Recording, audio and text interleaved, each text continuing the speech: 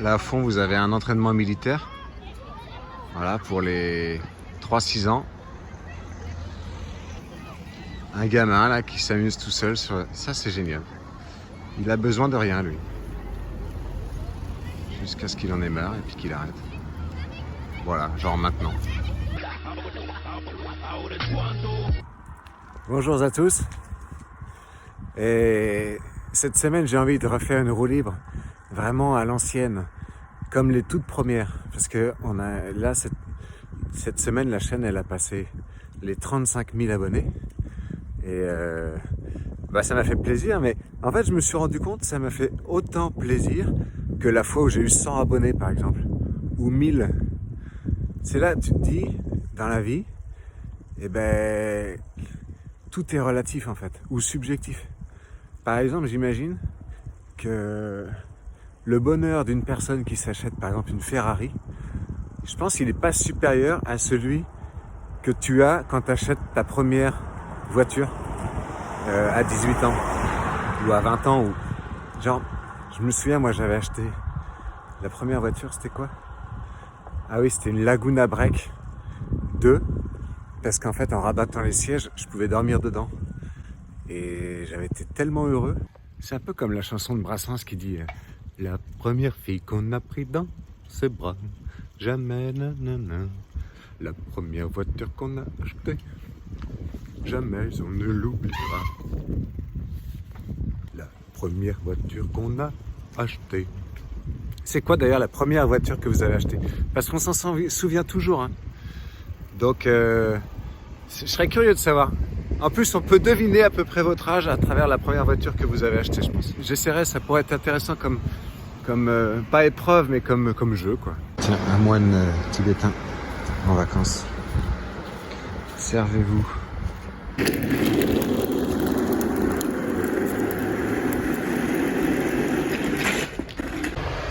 Regardez-moi ça, c'est pas magnifique?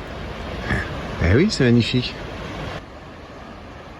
On a ça tout près de chez nous, hein. Ça sert plus à rien de courir au bout du monde en fait. C'est ça que ça nous a fait réaliser le Covid. Maintenant c'est local. Plus besoin d'aller voir tu vas au Burundi, là il y a les sources du Nil, un pote il m'en parlait l'autre jour. Alors tu es au Burundi, tu vas aux sources du Nil, tu fais 5 heures de 4x4 et tout, et en fait tu as un tuyau d'arrosage avec 3 gouttes qui sortent quoi. Super. L'autre jour j'ai lu un article, c'était sur la mode des micro-aventures. Tu sais, c'est partir près de chez soi en mode aventurier. Par exemple, aller de Paris à Meaux par les chemins un peu des sentiers hors des sentiers battus pour acheter un brie. Voilà. Dormir dans des petites cabanes comme ça, là. Micro-aventure. Être tout seul sur son paddle, micro-aventure. Fini Pékin Express. Voilà. Moi, je propose Pékin Express. Pékin Express. Rallier Vichy le plus vite possible. Voilà, une nouvelle micro-aventure. Putain, faudrait que je fasse ça. Pékin Express avec des... Je sais pas s'il y a des gens qui sont chauds. On part tous en même temps d'un endroit. Et il faut arriver à Vichy le plus vite possible. C'est très décalé comme truc, mais ça pourrait être drôle. L'homme qui ne supportait pas la chaleur. L'homme qui avait chaud. Très chaud. Micro-aventure là-bas. Aller dans les rochers avec une bouée flamant rose. Belle idée. Discrètement, il s'arrêta pour s'étirer.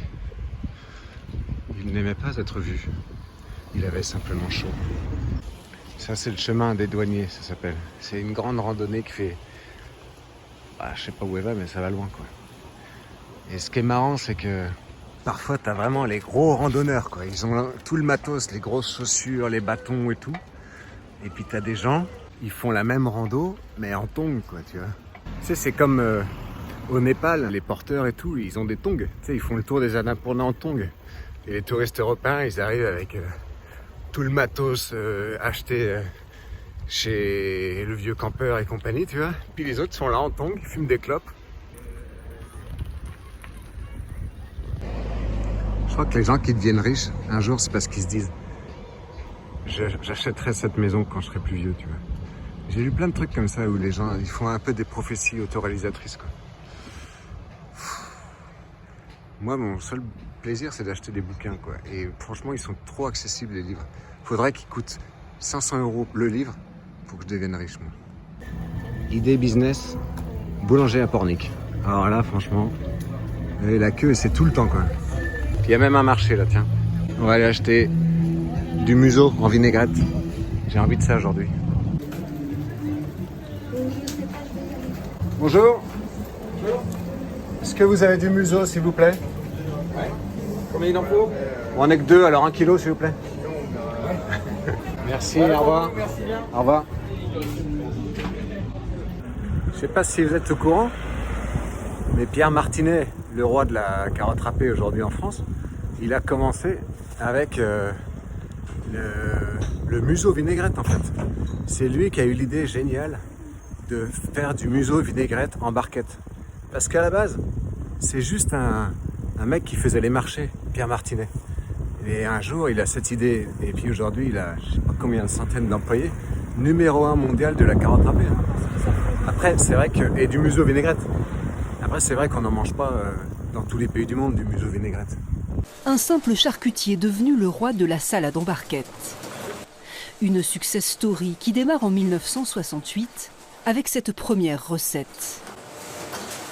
J'ai pu trouver des museaux de bœuf, je les ai mis en salade et on peut dire que personne ne pouvait penser à ça et je les ai mis en salade. Et puis à un moment, j'ai arrêté les marchés pour faire des museaux de bœuf, des fromages de tête et des tripes. Et j'ai voyagé par le monde pour trouver des museaux parce que je manquais de marchandises. Il n'y en avait pas suffisamment en France. Ça avec des haricots verts froids, ça va être délicieux. Haricots maison, évidemment. T'as vu la taille? Ça, c'est pas des haricots. Enfin, je me comprends, quoi. Allez, bon appétit. Un demi-siècle plus tard, Pierre Martinet vend une salade toutes les 2 secondes